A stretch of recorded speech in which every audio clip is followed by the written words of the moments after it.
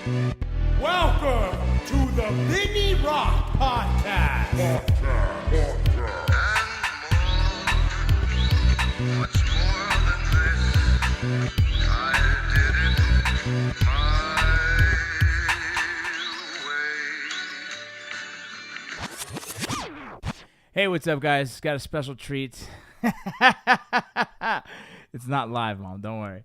All right, so I brought my mom with me today. She's super uncomfortable about this. Didn't want to do it at all, but somehow I was able to convince her to be on the podcast with me. I don't know. How you doing, Mom? Not good. You can't see, but she's waving me down like she doesn't want to do it, and she's sitting in the room already. It's too late, Mom. So what's up, Mom? Nothing much. You have to speak a little louder. Nothing much, Vinny. Okay. You don't have to be so uncomfortable. Don't worry, no one could see you right now. My mom, I thought it'd be kind of cool. You guys already heard about my dad. You guys heard from my dad several podcasts already now. One from the Drinking Bros podcast and mine now currently. And so I wanted to bring my mom on board and just kind of talk. Nothing special. My mom's a pretty interesting person.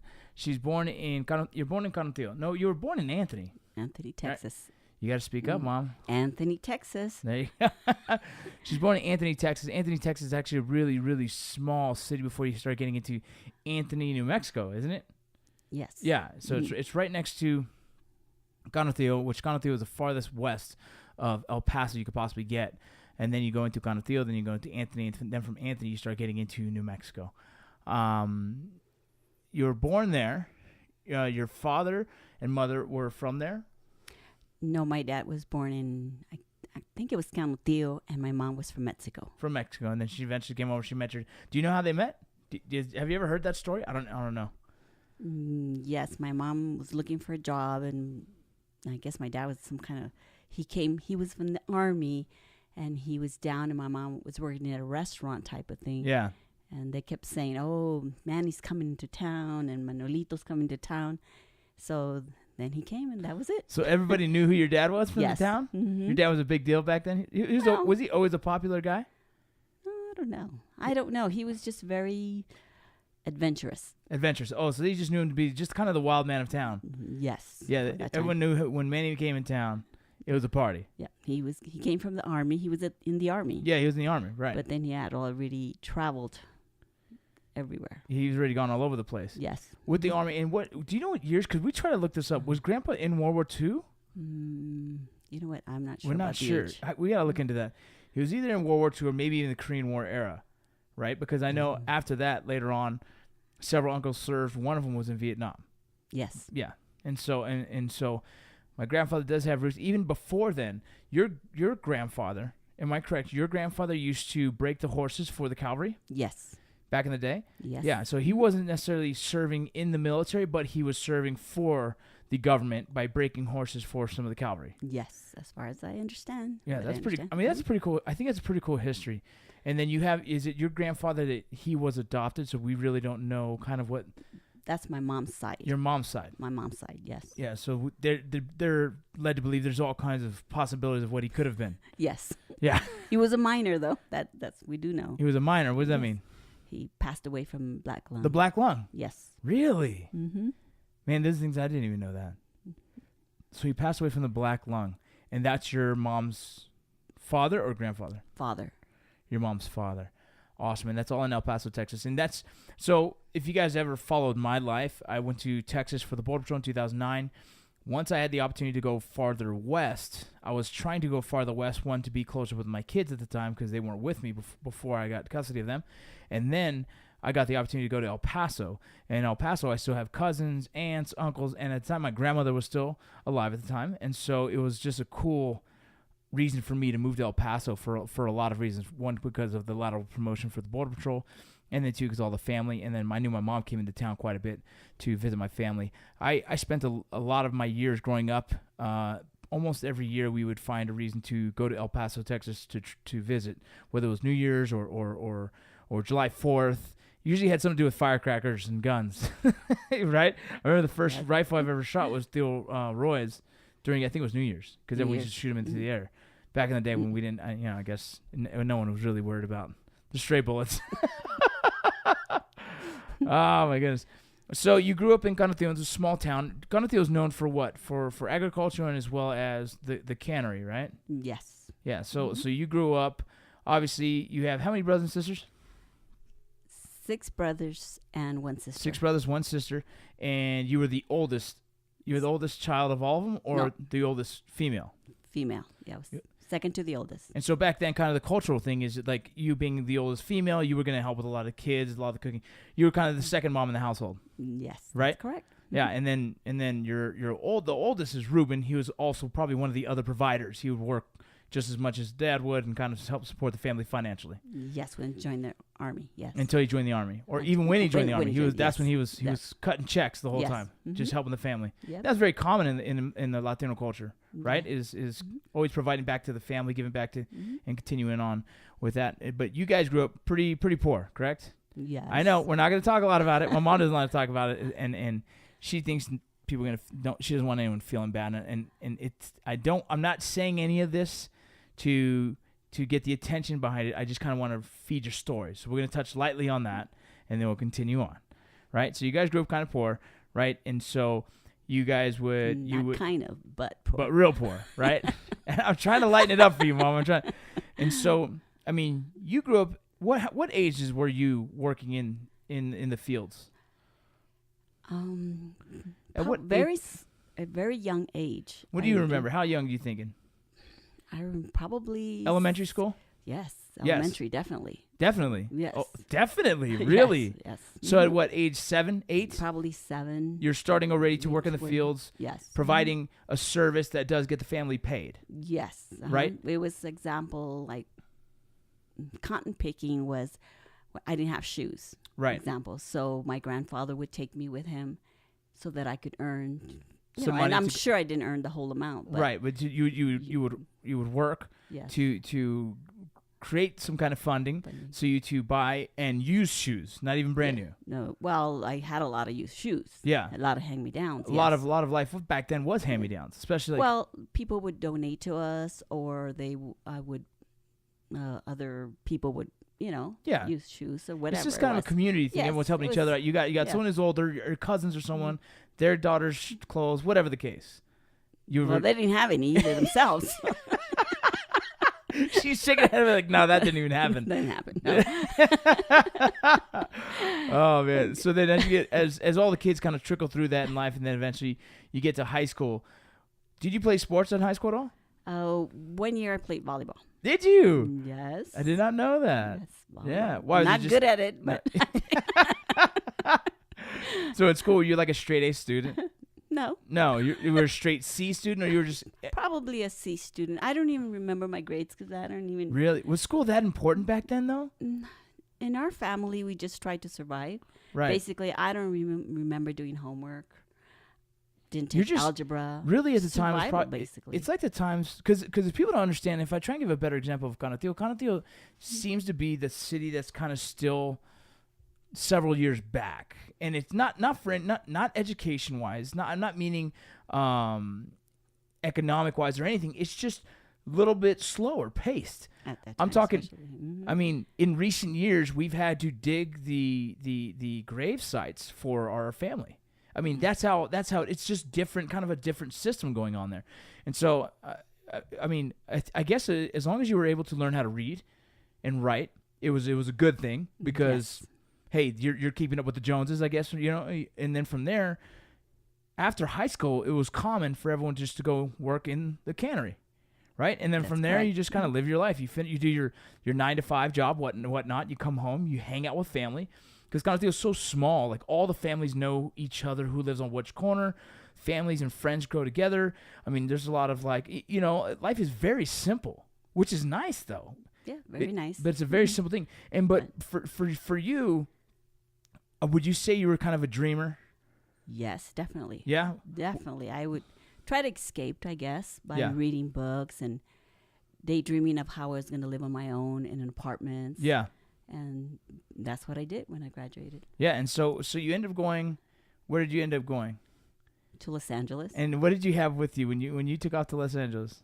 A paper bag. Yeah. With my belongings, whatever I had, and that was it. Just a paper bag and whatever you had. Greyhound bus. How and much cash did you have in your pocket? Nothing. You had nothing. You just had enough ticket to get there. to get there. And you knew that you at least you had a family member. I had a grandmother, which she was going to take you in for the. yes, but it didn't work out. So my friend and I, we lived in those hotels that you pay biweekly. Biweekly. And so you just had whatever jobs you could find at the time. Yep. When you were headed to Los Angeles, what was the dream? What was the idea? Are you trying to be an actress, model, kind of thing? Is that in the back of your head? Of course. Yeah, Yes. that's what everyone goes to LA for, right? They go to Yes, LA to be That's right. an actress. So, what was an actress that you looked up to when you were younger? Natalie Wood. Natalie Wood. Wow, Mm-hmm. that's cool. I didn't know that. That's cool. And so it's just really what you saw in your little town and your little city was the opportunity. What can happen in LA is kind of the, I think that's like the dream is you can go to LA and be successful, whether it's being famous, right? Yeah. Something. Something. And so for you, that's what you wanted. That you wanted to give it a chance. Yes. And I knew it. As soon as I got off that bus, I said to myself, I'm home. No way. I felt it right away. Really? Yep. Man, that's crazy. And so, what part of LA did you establish yourself in right away? Lincoln Heights. Lincoln. That's right. Lincoln Heights. Oh, Lincoln Heights. That's funny. And so, what was the first job you got? Folding towels at a factory. Nice, folding towels. So you went from one factory to another factory. And that's exactly what I told myself. I did not come here for that. Yeah. So I need to do better. So right away you got a job, but it's more like Well, let me get a job now. Let me get Yes. let me get my foot in the door. Let me start generating some funds before I start trying to make some big moves. Exactly. And what was the next job after that where you were a little proud of yourself? What was the next job that Gas station. gas station? Yes. And that back then gas station tent, you actually pumped the gas, you cleaned the windows, things like that? Well, no, there was Shell that were trying out a new, the self-serve. Yeah. But you would have to come out of that little, I don't know, little booth. Like an attendance booth?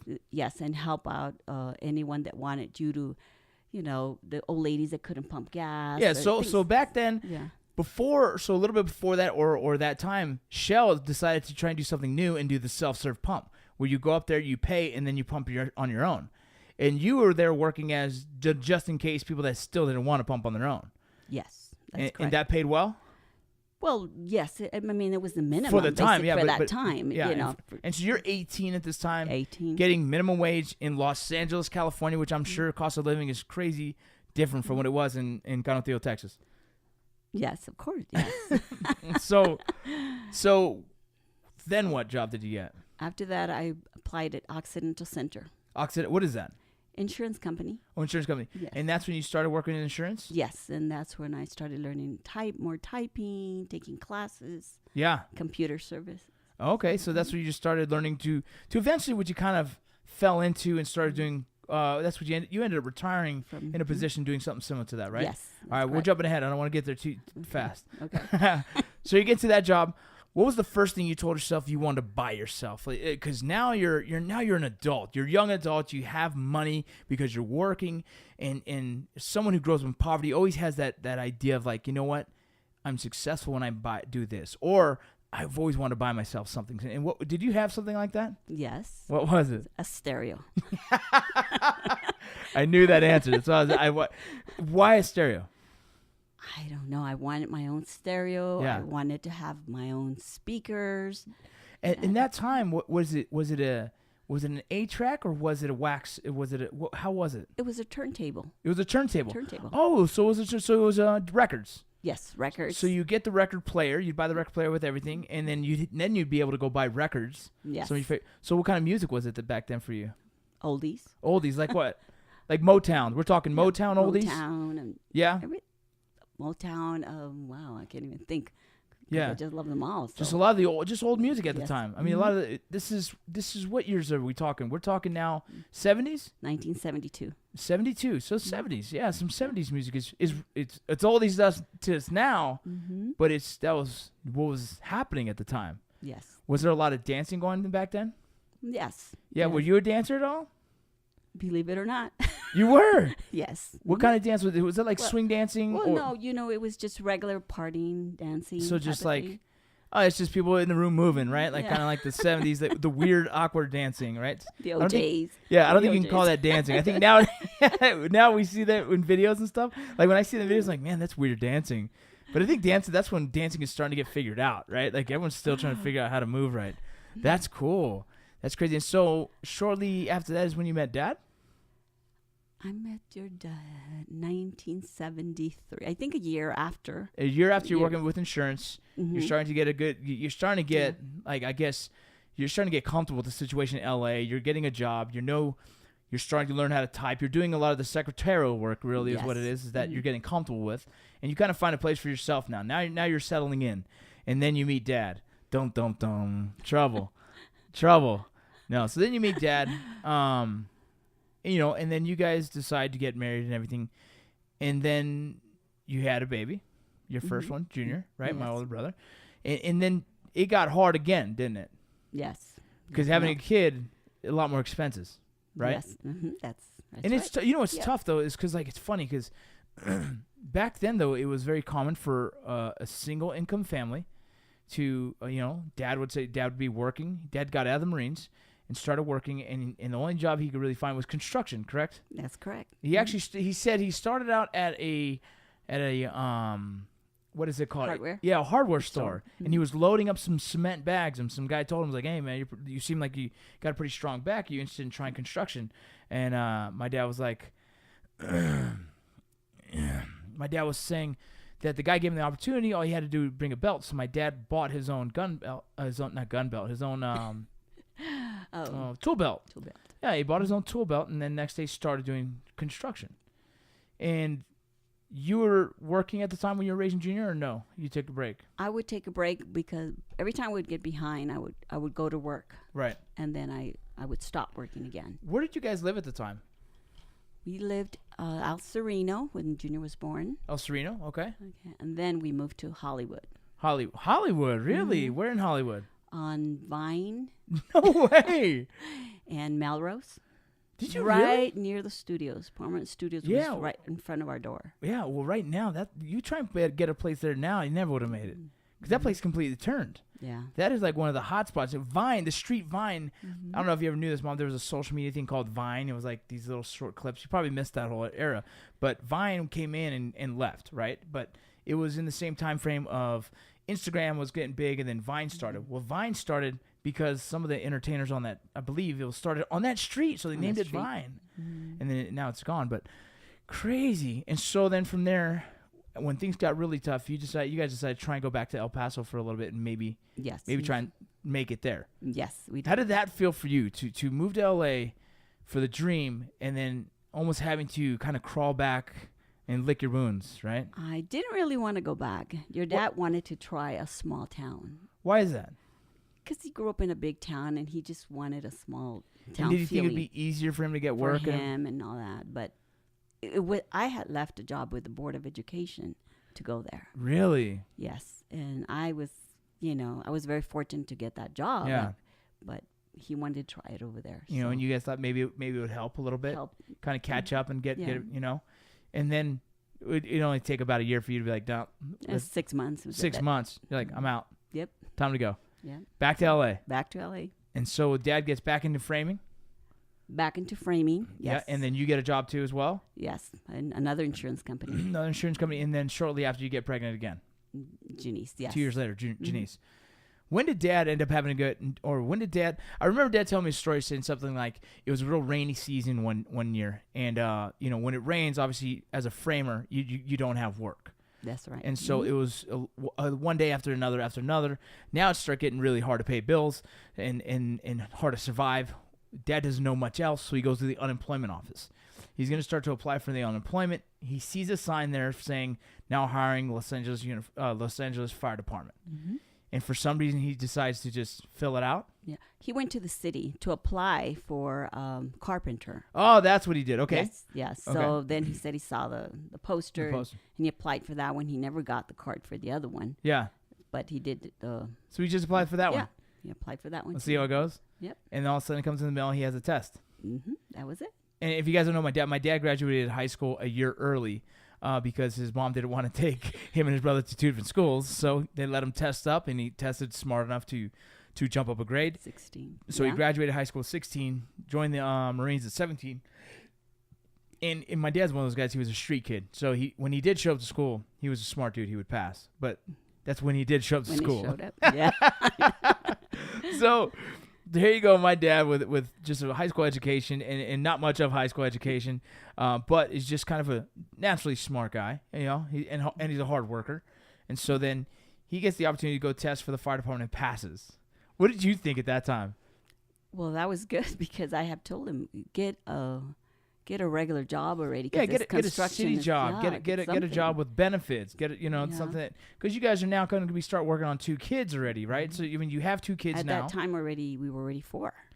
You're already 4 kids. 4 kids. Already. Yeah, so you already had Junior and Janice, and then you had me and Vanessa. Me and my sister are twins, so Yeah. you had boom. Mm-hmm. That's scary. Now you had 2 kids at the same time, and that's a mess. And so Dad is now. We're about 2.5, 3 years old when Dad's getting into the fire department. He got in at 85? Yep, I was born 81. Yep. Mm-hmm. So, what was the hardest part for Dad getting into the fire department, and how much did you actually help him with? Study. You guys studied like crazy. Yep. Study. I would stay up with him. I would take care of everything. But basically, like, he had a hard time with the knots. Yeah. So I would help him with those so he could. But basically, it was just studying with him. And this is when we lived in the house in Armenta, right? Yes. Well, you know what's funny, Mom? That house now, I actually drove by and saw it. Those houses would be worth a lot of money in LA at this time, right? Like right now, if we still had the house, it would be worth a lot of money. And I remember that house, and so I was so young, but I still remember things about it. Right? There's like flashes of memories. Really big backyard, the above ground pool. I remember one room. I think we all shared one room. Is that? Yes, it was a 2-bedroom. It was a 2-bedroom house. 2-bedroom house. The kids all shared there's 2 bunk beds in the room. Yes, and 2 cribs. Oh my goodness. Yeah, and it's funny. Just I remember parts of that. I remember moving into the new house, which is the house, that we lived in for 30 plus years. Yeah. But I remember moving into it. I remember seeing how my room looked before we got into it. I remember I felt as a kid, for me, what it felt like was, oh man, new house, cool. I didn't realize Dad was a firefighter at the time, right? I didn't know what has happened in our family's lives, right? Dad goes from a framer, making decent money, enough to survive, but sometimes not so much, and then boom, lands this job that is life-changing, an LA City firefighter, which has a lot of clout in Los Angeles. That's a very respected job, and if my dad, right, the guy with all these tattoos, who caught a lot of shit in his career, especially early on because of the tattoos. Mm-hmm. My father was a street kid that started getting tattoos, and his neck tattoo. Oh man, that for people back then that's gangs. Those are prison people. And Dad had a neck tattoo, and Dad had other tattoos that he had to get covered, that he changed around and he made different because his background. And then people start to get to know him and realize like his character, like he's just a cool guy, right? Dad's just a likable person, And so then now we're in our house in the San Fernando Valley and living it up. And I remember bean marathons. What's a bean marathon? Because here's the thing. Even though we lived comfortable, I mean, I don't even know how we lived. Growing up, I never felt that we needed money. I never felt that I would say we were probably lower middle class early on in our life, right? And I can tell as I got older, things changed. I can tell that there was good decisions being made financially, maybe investments, whatever it was. There's things I can tell the growth of our family and our economic standings. But I remember early on that being marathons. I remember Payless, shopping at Payless. Yes, I remember, you know what I mean? I remember the hand-me-downs. And I didn't just get hand-me-downs from my brother. I had hand-me-downs from my sister, right? I remember having these yellow pants. These yellow pants that were like cross colors at the time was a big. Remember everyone was buying those cross colored pants, and I had her yellow pants, but I didn't feel that. You know what I mean? I think that was really cool, and and I think about it now, raising the kids, and I don't think they know how much I work and how the struggle and there's times when I'm like, are we going to be put out on the street, right? Am I going to go bankrupt? Am I making good decisions for them, or am I making good decisions for me, right? And us as kids, I could tell you, I don't think we've ever felt that. But as I get older, I start identifying things as the bean marathon. The bean marathon for me, and I almost laughed so hard about Mexican food and realizing like, wow, Mexican food is like the same 5 ingredients. It's beans, it's tortillas, and then do whatever you want with that, right? Then you have a combination of, you could either add cheese, you can add rice, you can fry it. You know what I mean? So you guys that are listening to Bean Marathon in our household, it was my mom's way of, one, conserving money. You can make a lot of food with very cheap, very, very cheap. It's just, first off, you start off with beans. And how did you do it, Mom? You start off with beans and they were De La Hoya style? Then so eat them like that with rice. With rice. And then you have your rice and beans and some kind of protein, some kind of meat, right? Whether it was a pork, whether it was whatever it was. Most of the time it was probably going to be a piece of pork chop or something like that. I think that's kind of common what we used to eat as kids. Maybe chicken. And then the next day you would refry those beans. So would you add oil to it and you just kind of smash it, right? Add cheese. Add cheese. Now you have refried beans, and you put those refried beans in a tortilla again, and now you have a burrito. Right? That's right. The next day you get those same refried beans and you put them into another tortilla, but instead of eating that tortilla the way it was, you're gonna fry it, and then you put the beans on top and you call that a tostada, right? That's right. And you add some cheese and some salsa, and you're good to go. And then if I wanted to, the next day you do the same thing and you make little wedges, and now you have nachos. Right? And that was the thing. It's like, but I didn't feel that. I didn't know what I was having was leftovers, essentially, right? Because you changed it up so much for us, and it was just, to me, I was like, oh man, I love tostadas, and it's like, dude, I love bean burritos, like, dude, I love. So me in my head, I'm like, my mom cooks amazing, and then you're like, man, this is easy. But I think the blessing behind that is that we never felt that we were hurting for money, and if we ever were, we didn't know it. You know what I mean? Us as kids didn't know it in the household that was filled with love. It was filled with laughter. It was filled with fun from having 4 kids, always involved in sports and competition and playing. You know what I mean? I know. I remember as a kid, I was so little. We were all walking home from school sometimes because you're working full time, Dad's working full time. The schedule for a firefighter in Los Angeles City sometimes is 3 days on, 2 days off.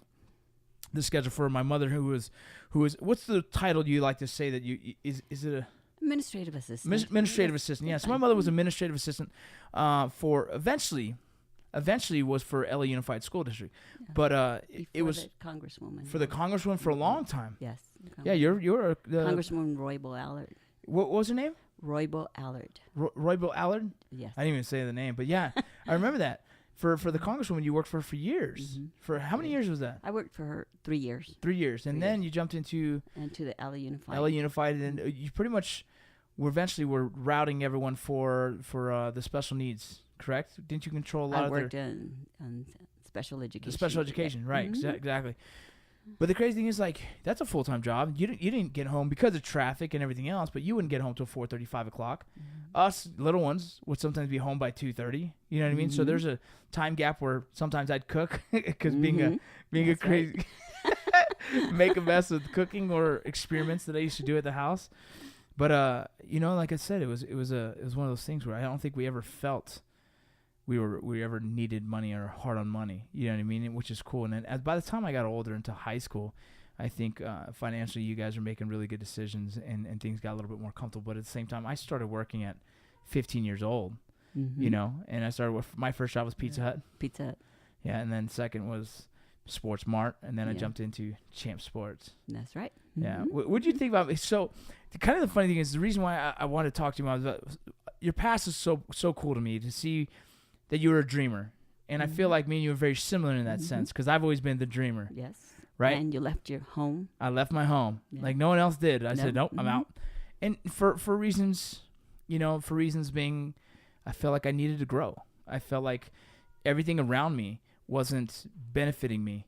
And there was nothing that I can learn from the friends around me because I just felt like I was stagnant. I was either going to continue to get in trouble, like these little mistakes I was making, or I was just going to end up like everyone else. And I just felt like no one was growing, I was 2 years into college, and I found my baseball career going down. You know what I mean? My that was, you know what I mean? Baseball was like my life. I mean, you remember, I've played baseball since I was 4 years old, and that's all I've ever talked about and dreamed about. And so for me, when I felt baseball was slowly going away because the decisions I was making, I felt like I had to try and salvage that by leaving, you know? And I don't think anyone thought I was going to do that. I think it kind of surprised everyone. Yeah. Yeah. I know.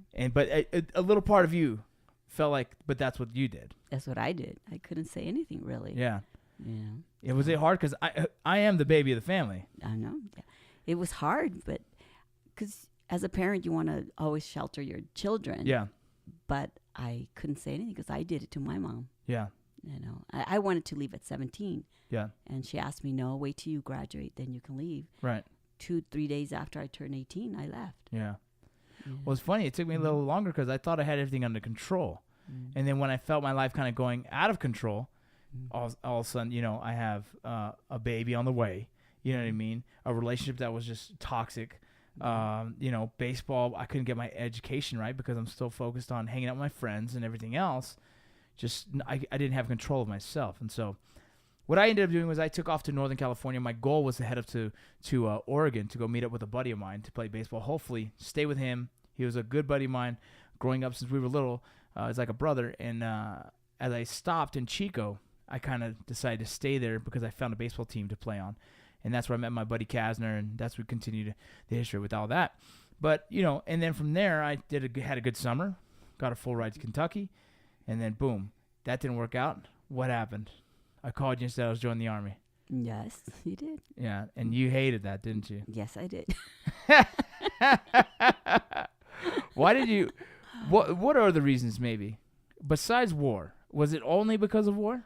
I think it was because of war. If it wasn't for war, you probably would have been like, yeah, that might be a good thing. No, I still wanted my baby home. Yeah. Well, what was I going to do? Well, I know. But, well, you had already failed, ceramics, I failed ceramics, yeah. and got kicked out. Well, I've never told anyone that. No, I'm just kidding. Yeah, I failed ceramics, and that's what got me kicked out of college. Yes, that is a true story. Oh, man, that's funny. But, you know, so now you've seen my life, Mom. It's weird.